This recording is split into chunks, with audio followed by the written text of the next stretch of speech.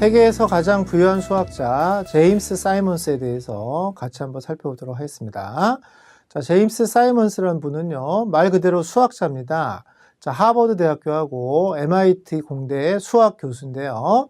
자, 1978년도에 월스트리트 헤지펀드라는 걸 만들었었고요. 1982년도에 그 유명한 르네상스 테크놀로지라는 펀드를 만들어서 최고 경영자를 지내다가 2010년도에 이제 사임하게 됩니다. 자, 월가 최초로 컴퓨터 분석에 의한 과학적 투자 기법을 개발한 금융공학자가 바로 제임스 사이먼스인데요. 앞서 설명한 것처럼 세계에서 가장 부자가 된 수학자 중에 한 명이라고 보시면 되겠습니다. 자, 이번에 그 탁월한 그 성과, 연봉이란 걸 보시면요. 2005년도입니다.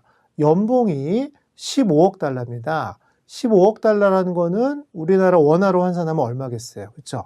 1조 5천억에서 2조 사이라고 보시면 되겠죠. 그래서 한 1조 7천억 정도 보시면 되니까 연봉입니다. 연봉.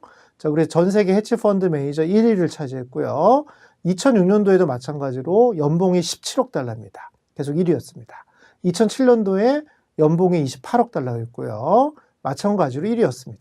2008년도에 연봉이 25억 달러였습니다. 계속 1위였습니다. 그래서 이 헤지펀드 업계 연봉 1위를 계속 고수하다가 2009년도에는 연봉 20억 달러로 1위 자리를 넘겨줬고요.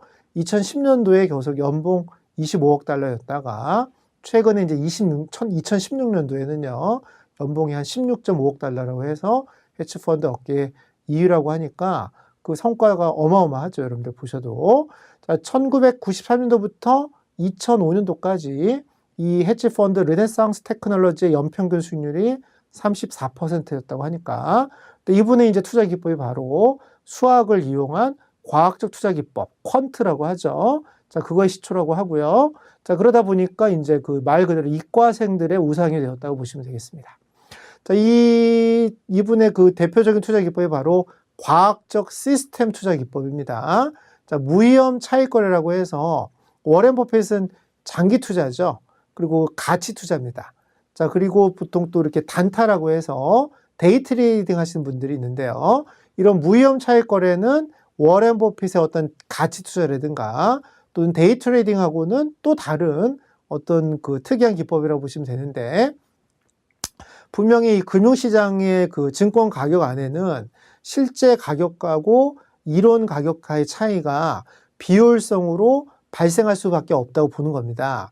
왜냐하면 사람 자체가, 우리 인간 자체가 비합리적일 수가 있다는 것입니다.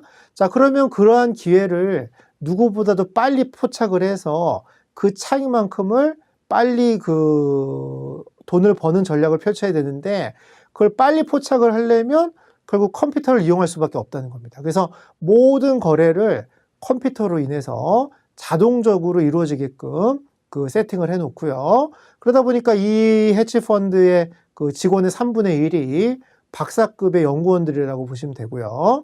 워낙 그 틈새가 생기면 샀다 팔았다 샀다 팔았다 치고 빠지고 하다 보니까 시장 전체 거래량의 10% 이상을 차지할 때도 많았다고 하니까요. 그만큼 트레이딩의 어떤 회전율도 높은 시스템이 바로 과학적 시스템 투자 기법이라고 보시면 되겠습니다. 자, 그래서 이 헤지펀드는 특이한 점이 뭐냐면요. 오히려 월가에서 경력이 많을수록 이 펀드 취업할 때는 마이너스 요인이라고 합니다. 오히려 그런 게 방해가 된다는 것이죠. 그래서 금융을 전공했다든가 경제를 전공했다든가 경영을 전공하는 사람보다는 수학이라든가 통계학이라든가 천문학, 물리학 이런 전공자들을 선호했다고 하니까 그만큼 어떤 과학적으로 증권에 어떤 접근을 했던 그런 그 헤지펀드라고 보시면 되겠습니다. 자, 이 펀드가 취한 그 무위험 차익 거래는 자, 우리가 재정 거래라고도 해서요. 영어로는 arbitrage transaction이다 이렇게 얘기를 하는데요. 이론적으로는 같아야 되는 두 개의 자산이 있다고 가정합시다. 그러면 같아야 되는데 이 자산이 가격이 다르다면 우리가 흔히 말하는 일물일가의 법칙이 깨진 것입니다. 그러면 값이 올라간 자산은 빨리 팔아치우고요. 값이 싼 자산은 매수를 하게 되는 것이죠. 근데 동일한 상품을 매수하고 매도를 했기 때문에 위험은 없는 겁니다. 자, 그러다 보니까 그 차익을 먹는 거죠. 그래서 고평가된 부분과 저평가된 부분의 어떤 차익을 가져가는 방법이 바로 재정거래, 차익거래, 아비투리지 거래라고 하는데요. 가장 대표적인 거래가 뭐냐면 우리가 신문지장에서 많이 들어본 얘기인데요. 프로그램 매매란 말을 많이 들어보실 겁니다. 프로그램 매매라는 게 바로 어떤 주가지수를 기준했을 때 선물과 현물 간의 가격이 있을 텐데 그들의 어떤 가격 차이가 원래 이론적으로 있어야 될 가격하고 실제 가격이 다르다면 선물과 현물의 어떤 반대 포지션을 취해서 그 차익을 가져가는 거래가 무위험 차익 거래라고 보시면 되겠습니다. 자, 이 펀드의 이러한 매매 기법이 성공하다 보니까 이 펀드 이후부터는 그 퀀트들이 줄이어서 탄생했다고 보시면 되니까요.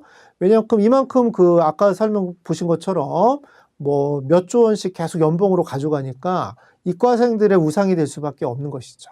자, 그래서 수학적 모델하고요, 컴퓨터 알고리즘을 통해서 뭔가 방향을 예측하고 새로운 트레이딩을 만들어내는 기법들이 바로 퀀트고요. 자, 퀀트 펀드라는 거는 자, 이런 걸 바로 프로그램화 시켜서 만들어진 펀드를 바로 퀀트 펀드라고 합니다. 자, 미국 같은 경우는 2009년도 기준으로 했을 때 전체 거래의 4분의 3이 이런 컴퓨터 알고리즘에 의해서 만들어지고 있다고 하니까요. 자, 이 르네상스 테크놀로지 이후부터는 이런 퀀트 펀드가 대세라고 보시면 될 것 같고요. 여러분들도 이제 주변에 많이 들어보시면 아시겠지만 월가에서는 이런 컴퓨터를 전공하는 어떤 퀀트들이 굉장히 그 높은 연봉을 받고 대우를 받는다는 얘기를 많이 들어보셨을 겁니다. 그 시초가 바로 이 르네상스 테크놀로지라고 보시면 되겠습니다. 자, 오늘은 자, 그 세계에서 가장 부자인 수학자, 그 수학자가 만든 르네상스 테크놀로지의 어떤 성공 비법에 대해서 같이 살펴봤습니다.